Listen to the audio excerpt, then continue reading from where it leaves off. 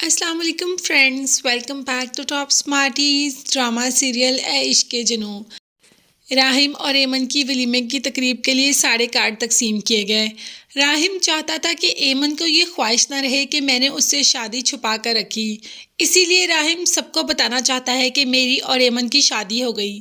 मगर जब एमन को ऊपर लेने के लिए आता है कि नीचे मेहमान इंतज़ार कर रहे हैं, तो एमन जाने से ही इनकार कर देती है और कह देती है कि मैं नहीं जाऊंगी, तुम लोगों ने मेरा तमाशा बनाकर रख दिया। अब राहिम ज़बरदस्ती एमन को ले तो जाता है, मगर वहाँ पर आतिका और बाकी स्टाफ भी होता है।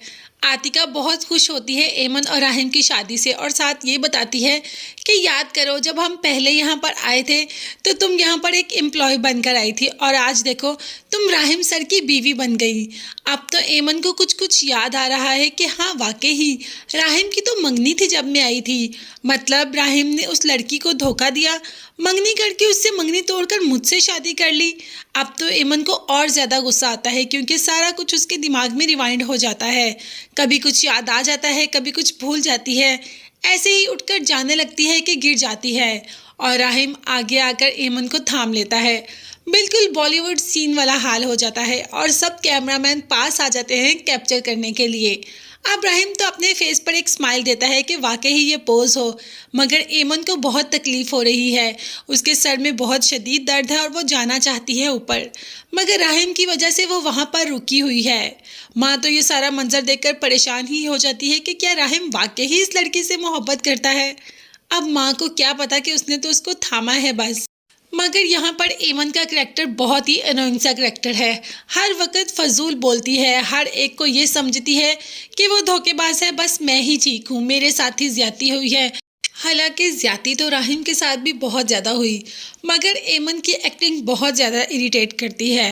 अगर आप भी मेरी राय से मुत्तफिक हैं तो कमेंट्स में ज़रूर बताइएगा। तो चलें आगे ड्रामे को ही कंटिन्यू करते हैं। अब यहाँ पर एमन तो गुस्से में आ जाती है आतिका की बात सुन के, इसीलिए ऊपर दोबारा चली जाती है। राहिम देखता है कि सारे मेहमान एमन के बारे में पूछ रहे हैं और माँ भी आ जाती है कि एमन कहाँ है, उसको बुला के लाओ। अब जब राहिम एमन को बुलाने के लिए जाता है तो वो आने से इनकार कर देती है कि मुझे और अपना मजाक नहीं उड़ाना, मुझे और अपना तमाशा नहीं बनाना, मुझे और लोगों की बातें नहीं सुननी। हालांकि किसी ने एमन को कुछ कहा भी नहीं, ये तो एमन के अपने ही दिमाग का फितूर है जो वो ऐसा सोचती है।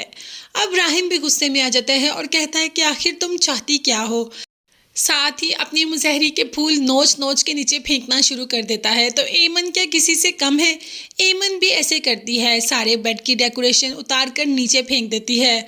तो फ्रेंड्स ड्रामा तो काफ़ी पीक पे आ गया, मगर एमन थोड़ी सी अजीब एक्टिंग कर रही है। आपकी क्या राय है कमेंट्स में ज़रूर बताइएगा। चैनल को लाजमी सब्सक्राइब कीजिएगा और मुझे और मेरी फैमिली को अपनी दुआ में याद रखिएगा। नेक्स्ट वीडियोज़ तक के लिए अल्लाह हाफिज़, bye bye and take care.